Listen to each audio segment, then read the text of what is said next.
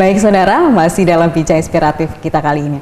Mas Gilang, kembali lagi. Mas Gilang adalah Gilang Ramadan adalah seorang pengusaha muda, kemudian juga tadi saya sudah mendengar bagaimana memulainya, kemudian menjalankannya, ada beberapa opsi begitu, jatuh bangunnya.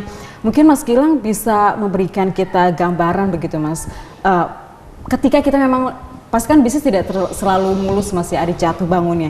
Pada saat itu kondisi yang seperti apa sih Mas yang paling yang merasa, aduh gua kayaknya kayak harus usaha.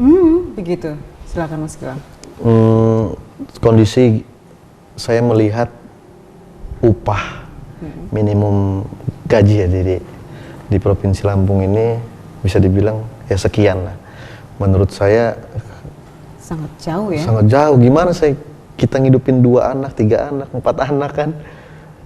Ya mungkin bisa lah dengan hal, cuman menurut saya masih punya peluang untuk menghasilkan uang lebih dari itu. Kenapa nggak mulai usaha? Dan kekurangnya kita bisa dibilang asli orang Indonesia. Memulai usaha itu selalu mengukur rugi dulu. Waduh, kalau saya ngeluarin duit segini, rugi, gimana nanti balikin duitnya? Tapi kalau saya enggak, dicoba dulu. Rugi hilangkan semua yang yang meragukan. Meragukan tuh nggak ada. Saya kata orang, Lang jangan Lang, nanti lu rugi, sayang duitnya segala macam. Jangan dilakukan pada saat itu, terus maju terus. Gitu. Saya mau buktikan sama orang-orang yang bilang saya jangan. Luar biasa. Bilang dulu, karena ya itulah, dari dulu kan belajar, kejarlah ilmu sampai ke negeri Cina. Baik. Saya menilai orang yang kaum mereka setiap usaha itu sangat gelut. Baik. Kadang-kadang mereka rela tidur di ruko, ya kan? Untuk memulai usahanya hanya tinggal di ruko, di atasnya, di bawahnya usaha. Itu pun kredit rukonya.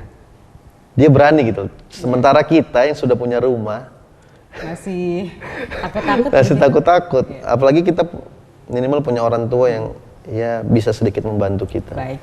Kalau dari Mas Gilang sendiri ada nggak sih Mas satu pengalaman yang benar-benar jatuh banget pada saat berbisnis, itu pengalaman seperti apa Mas? Yang paling teringat begitu? Jatuh ya Mbak. Di saat jatuh ya itu Mbak. Saya kehilangan kuliah saya, bakso itu. Saya ngerasa aduh. Berarti harus merelakan sebuah pendidikan gitu itu ya, maksudnya kita harus merelakan sebuah pendidikan saya dosa juga sama orang tua. Ngerasa dosa. Baik.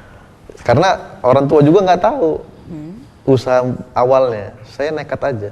Berarti memang pada saat itu orang tua juga tidak tahu kalau kita disambi dengan bisnis. Ya, saya ada bohong-bohong dikit lah.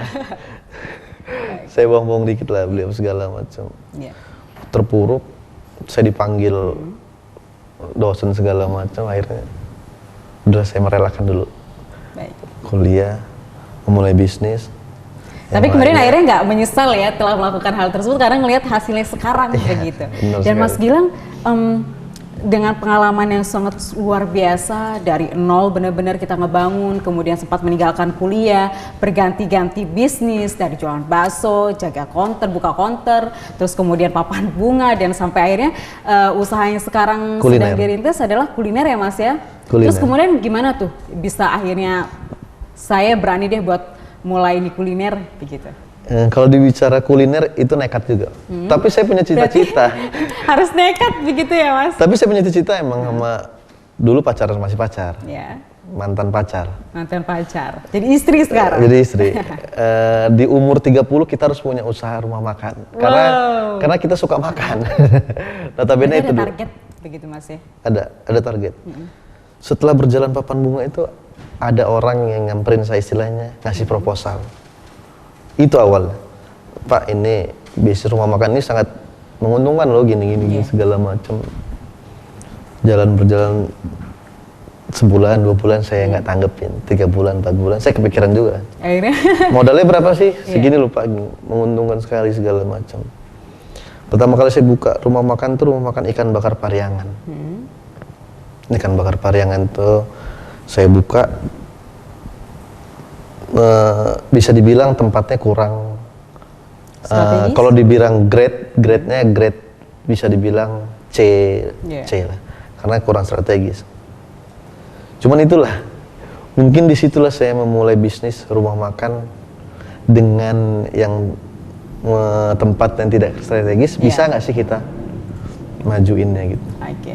Tapi akhirnya melihat apa ya, dengan hasil yang sekarang, pasti kita berpikir ada kerja keras di belakang itu semua. Mungkin Mas Gilang Ramadan bisa memberikan tips, kemudian juga trik dan juga motivasi mungkin kepada apa ya anak-anak muda di luar sana, khususnya di Provinsi Lampung, gimana sih caranya mulai, terus kemudian hal apa saja yang perlu kita siapkan begitu biar kita bisa menjadi pengusaha muda yang punya niatan dan juga kerja keras begitu. Silakan Mas Gilang. Iya, mungkin nggak banyak lah tips.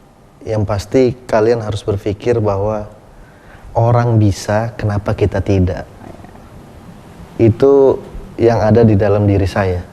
Orang bisa, kenapa kita tidak? Karena di zaman sekarang, itu yang saya bilang tadi bahwa ada kemauan, nggak punya duit bisa berjalan. Beda halnya, ada uang tidak ada kemauan, bisnis tidak bisa berjalan.